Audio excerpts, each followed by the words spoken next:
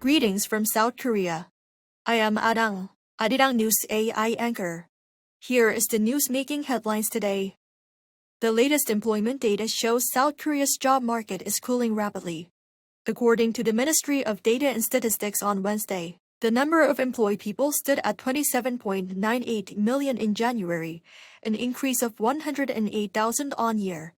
This is a significant slowdown compared to previous months, marking the smallest growth since December 2024. By sector, the health and social welfare and transportation industries saw job gains. In contrast, the agriculture and public administration sectors shed jobs.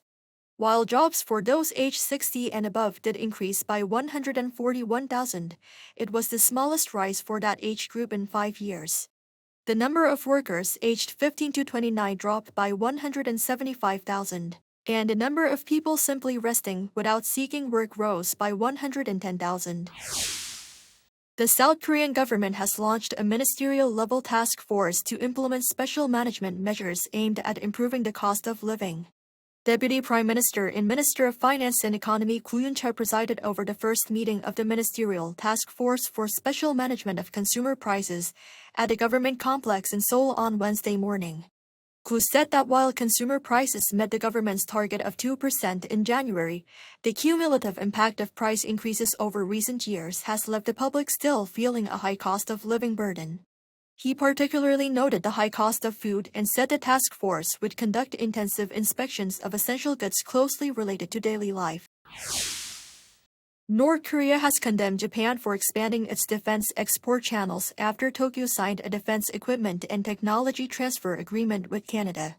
In an article published on Wednesday, the North's ruling party's Rodong Sinmun newspaper claimed Japan was moving to form de facto military alliances with NATO members and other regional partners. It wrote that joint drills and the exchange of military supplies were only possible within alliance structures. The state media, however, made no mention of Prime Minister Sanai Takaichi's ruling party winning a landslide election victory on Sunday. U.S. President Donald Trump is reportedly voicing strong dissatisfaction over delays in Japan's promised investment of $550 billion under last year's trade and tariff agreement.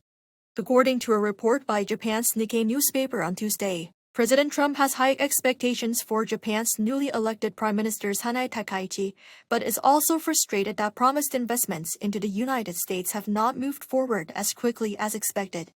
The report says Washington privately communicated to Tokyo that the president is furious over issues with Japan, even before he publicly expressed support for Takaichi on social media. Despite the report, Prime Minister Takaichi has reaffirmed that the U.S.-Japan alliance remains strong and unchanged.